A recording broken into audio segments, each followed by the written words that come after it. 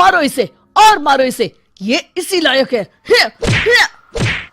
अरे मारो यार।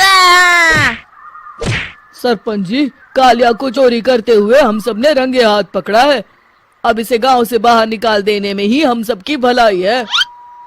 तो देर किस बात की है, अभी इसे धक्के मार के इस गांव के बाहर का रास्ता दिखा दो। अरे सरपंच जी, ऐसा मत करिए, मुझे एक मौका और दीजिए, मैं दोबारा कभी चोरी नहीं करूंगा।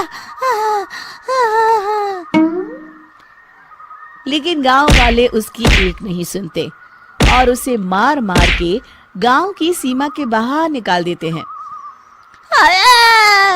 मेरी कमर दर्द के मारे मेरी जान निकली जा रही है। कम वक्तों ने जम के धुलाई की है मेरी।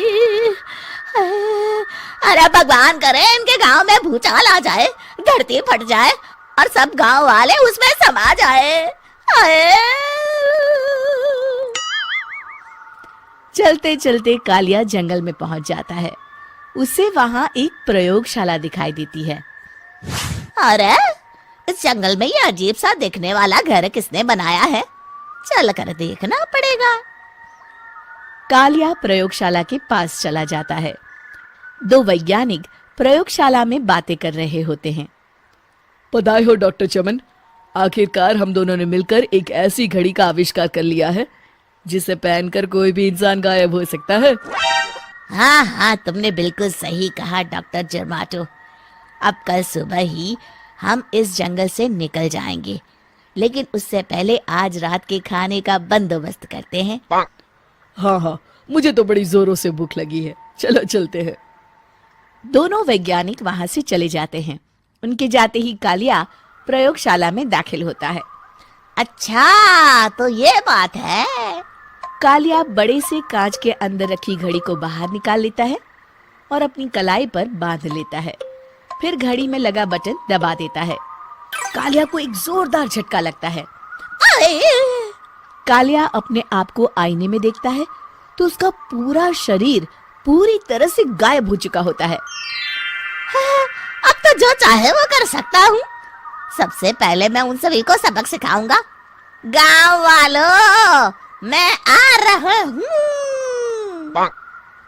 कालिया गांव की ओर चल पड़ता है। थोड़ी देर के बाद दोनों वैज्ञानिक वहां आते हैं। अरे ये क्या, लगता है कोई हमारी घड़ी चुरा कर ले गया है। ये देखो पैरों के निशान। अब क्या होगा, अगर वो घड़ी किसी गलत हाथों में पड़ गई तो अनर्थ हो जाएगा। तुम चिंता मत करो, हमारी घड़ी में जो बैटरी लगी है ना, वो सिर्फ 24 घंटे चलेगी। उसके बाद वो घड़ी काम करना बंद कर देगी। उधर दूसरी तरफ गांव में सरपंच अपने घर में सो रहा होता है। तभी एक आहट से उसकी नींद खुल जाती है। अरे कौन है वहाँ? बड़े मजे से सो रहा है, आज मैं तुझे नहीं छोड़ूंगा। कालिया पास में पड़ा डंडा उठाकर सरपंच की पिटाई शुरू कर देता है। ये ले, ये ले, इसी लायक है, ले। आप मर गए। अरे ये क्या हो रहा है? अरे कोई बचाओ मुझे, मेरे घर में भूत आ गया है। सही कहा, मैं भूत ही तो हूँ, ये ले। अरे भूत जी, मैंने आपका क्या बिगाड़ा है, मुझे छोड़ दीजिए। आपको क्या चाहिए? तेरे घर में जितना भी पैसा है ना, मुझे ला कर दे दे, तब मैं तुझे छोड़ दूंगा और यहाँ से चला जाऊंगा। सरपंच अपनी तिजोरी से पैसे निकालकर एक बड़े कपड़े में बांधकर जमीन पर रख देता है और कालिया वो सारा पैसा लेकर वहां से चला जाता है। दूसरी तरफ जमींदार गांव के चौराहे पर खड़ा कुछ लोगों से बात कर रहा होता है।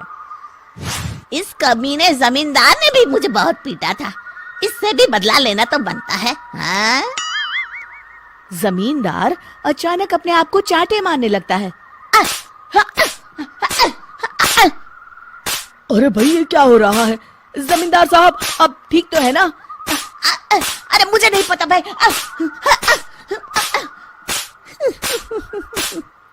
अरे मर गए रे, ये तो पक्का किसी भूत प्रेत का काम है। जमींदार के अंदर कोई भूत आ गया है।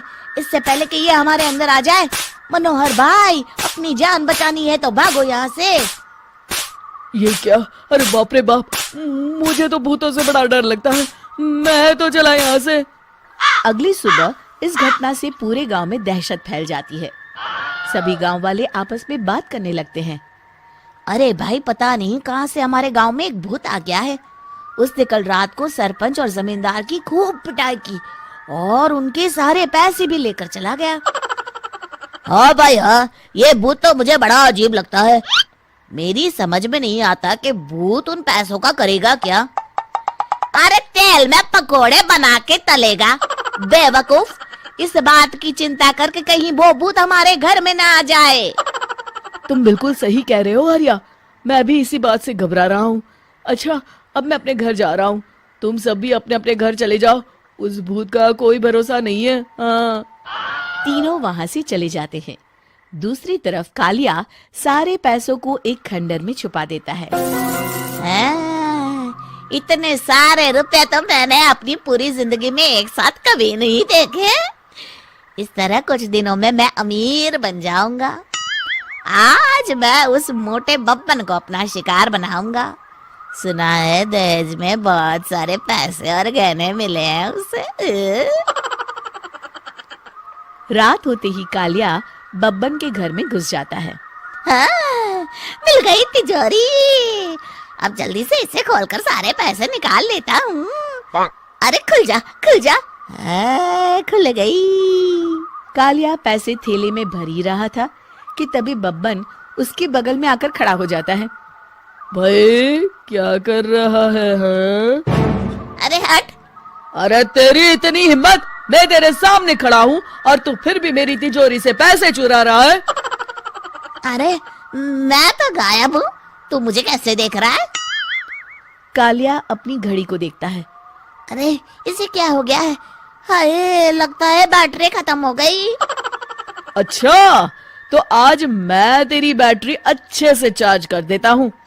अरे भाग्यवान, जरा मेरा डंडा तो लाना। ये मोटा मुझे नहीं छोड़ेगा। अरे भागो। कालिया भागकर घर के बाहर जाता है। बाहर सभी गांव वाले हाथ में डंडा लिए खड़े होते हैं। अच्छा, तो तू वो भूत है? मुझे माफ कर दीजिए सरपंच जी, मैं आपके और जमींदार जी के सारे पैसे लौटा दूंगा और आज ही हमेशा के लिए ये गांव छोड़कर चला जाऊं।